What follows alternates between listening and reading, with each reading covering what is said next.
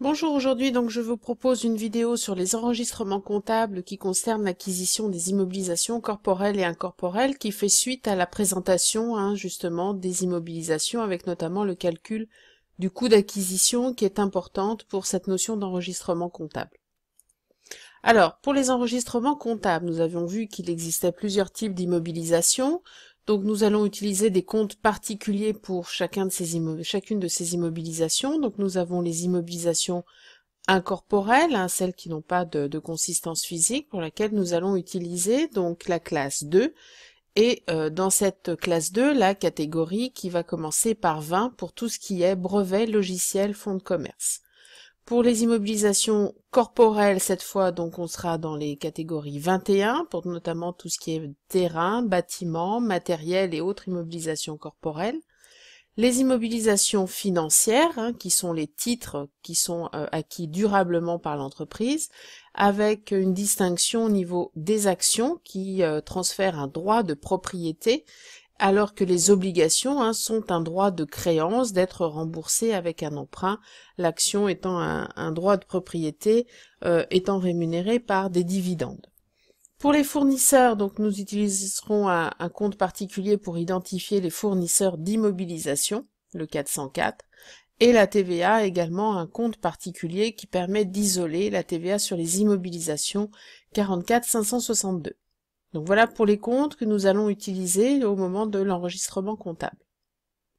Alors, premier exemple, le 15 novembre, une entreprise, donc l'entreprise Sommet, fait l'acquisition d'une machine industrielle d'une valeur de 12 000 euros, avec 800 euros de frais d'installation et 150 euros de frais de transport. Donc comme nous l'avons vu précédemment, dans un premier temps, il faut déterminer le coût d'acquisition. Donc là, pour le coût d'acquisition, vous avez vu que les frais d'installation et les frais de transport étaient intégrés au coût d'acquisition. Donc notre immobilisation va faire 12 950. Nous allons donc enregistrer cette immobilisation. C'est une immobilisation donc corporelle, donc dans la catégorie 21, et nous cherchons le compte qui correspond le mieux, donc matériel industriel pour le coût d'acquisition. La TVA sur ce bien donc est une TVA sur immobilisation, et nous avons donc une dette envers le fournisseur d'immobilisation pour le montant TTC. Deuxième exemple, le 18 juillet, l'entreprise Sommet verse un acompte de 10 000 euros par chèque bancaire pour l'acquisition d'un futur bâtiment. Donc les acomptes doivent bien évidemment être enregistrés au même titre que les acomptes pour les biens et les services, seulement dans des comptes particuliers puisqu'il s'agit d'un acompte par rapport à une immobilisation. Donc les immobilisations étant dans la classe 2, on va trouver donc le compte des avances dans la classe 2, avec notamment donc le 238 quand il s'agit d'une immobilisation corporelle et 237 s'il s'agit d'une immobilisation incorporelle. Donc là, on est face à un futur bâtiment, donc une immobilisation corporelle. On va donc enregistrer cette avance de 10 000 euros qui est prélevée donc sur le compte banque, puisque c'était un chèque bancaire. Le 20 novembre, donc l'entreprise fait l'acquisition du bâtiment, cette fois évalué à 300 000 euros hors taxe, qui a une durée de vie de 30 ans, et la toiture a une durée de vie de 15 ans. Elle est évaluée à 100 000 euros, la toiture.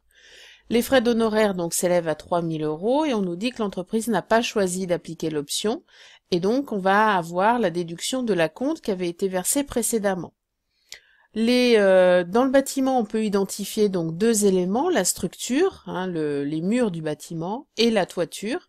Il va falloir donc distinguer ces deux éléments au moment de l'enregistrement pour pouvoir faire les plans d'amortissement qui correspondent. L'entreprise n'a pas choisi l'option, donc les frais d'honoraires ne seront pas enregistrés dans le coût d'acquisition, mais feront bien partie donc d'un compte de charge. Donc là, on est bien face à une immobilisation corporelle avec des composants, puisque les durées de vie sont différentes. On va donc avoir le compte bâtiment de 1131, auquel donc on va rajouter 1 pour identifier les murs, 2 pour identifier la toiture et distinguer donc les deux montants. On a toujours notre TVA sur immobilisation, les frais d'honoraires qui ne peuvent pas être attachés puisque l'entreprise n'a pas choisi l'option. Sur ces frais d'honoraires, il y a de la TVA. Nous allons déduire l'acompte qui avait été enregistré donc précédemment avec le solde donc de la dette envers le fournisseur d'immobilisation.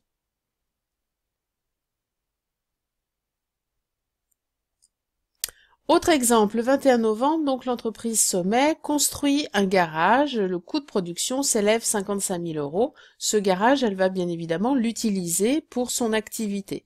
Dans ce cas, donc l'entreprise est à la fois le fournisseur de l'immobilisation, puisque c'est elle qui a construit le garage, mais à la fois client, puisqu'elle va l'utiliser. Donc on est face à une immobilisation produite par l'entreprise, où l'entreprise est à la fois client et fournisseur. On va donc avoir le compte d'immobilisation pour le bâtiment et un compte de produit pour la vente. Donc alors avant, il fallait procéder à l'auto-liquidation, mais maintenant, pour des mesures de simplification fiscale, ça n'est plus nécessaire. Donc on enregistre directement l'immobilisation et le produit de cette immobilisation. Bien sûr au coût de production, puisque cette fois, les biens produits par l'entreprise sont toujours évalués au coût de production, puisque là, il n'y a pas de coût d'acquisition envers un tiers.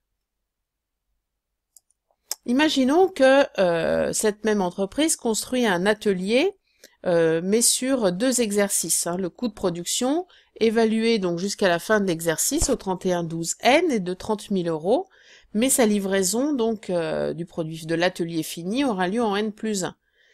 Et il sera donc terminé en N+1. Donc qu'est-ce qu'il va se passer? Alors, en N, nous allons enregistrer, puisqu'il faut quand même prendre en compte ce qui a été fait au cours de l'exercice, nous allons enregistrer qu'il y a actuellement une immobilisation en cours, donc la corporelle, il s'agit d'un atelier, donc 231, d'un coût de production de 30 000 €. Il s'agit donc d'un produit pour l'entreprise, comme tout à l'heure. Pour l'instant, elle est évaluée à 30 000 €. Qu'est-ce qui va se passer en N+1? Eh bien, on va reprendre donc ce qui avait été enregistré l'année N. Cette fois, l'atelier est terminé, donc on peut l'enregistrer dans le compte des catégories 21, les immobilisations corporelles, et donc là, 213 ou 213.1, puisqu'il s'agissait aussi d'un bâtiment, d'une valeur donc de 70 000. Ces 70 000, il y avait le compte 231 qui avait été enregistré déjà au cours de l'exercice N, qu'on va donc solder, et la production, donc le complément, le produit, le complément donc du bien. Donc on se retrouve bien avec une immobilisation de 70 000 €, qui a été donc sous forme de produit, puisqu'on est client, puisqu'on a fabriqué cette entreprise, donc 30 000 sur l'année N et 40 000 sur l'année N+1.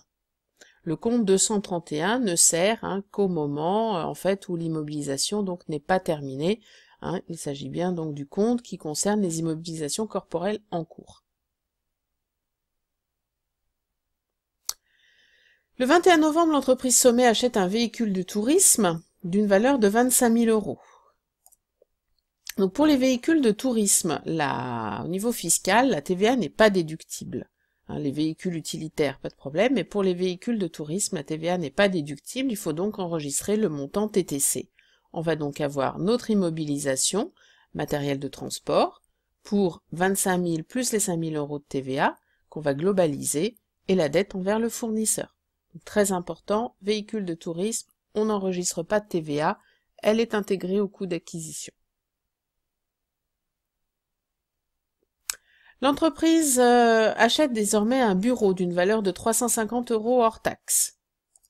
Donc un bureau, c'est une immobilisation, mais lorsque les éléments donc de l'actif sont non significatifs, ils peuvent ne pas être inscrits au bilan et sont donc dans ce cas-là comptabilisés en charge de l'exercice. C'est quelque chose qui est autorisé par le plan comptable.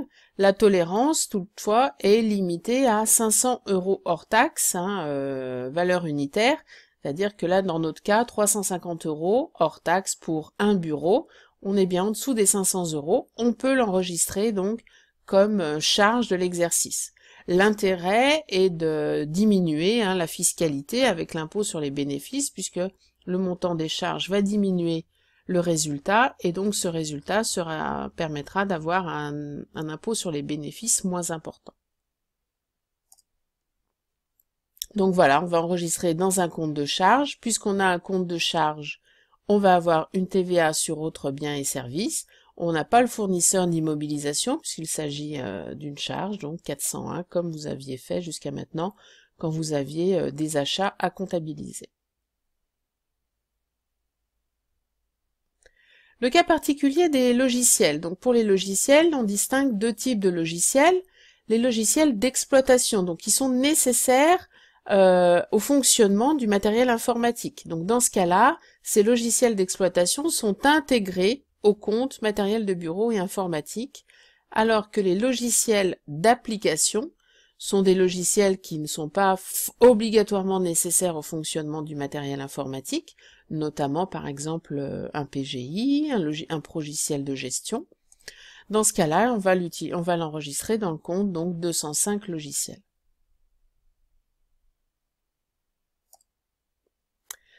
Ces immobilisations, donc où va-t-on les trouver? On va les trouver au bilan et notamment à l'actif, parce que ce sont des biens qui sont possédés par l'entreprise, donc à l'actif immobilisé, et on va donc trouver des immobilisations incorporelles, corporelles, avec donc les différents éléments. On voit bien qu'il y a aussi les éléments incorporels en cours ou corporels en cours, et on va donc enregistrer, ils vont figurer à leur montant brut, puisque le principe comptable veut qu'on enregistre les immobilisations à leur coût historique, donc à leur valeur d'achat.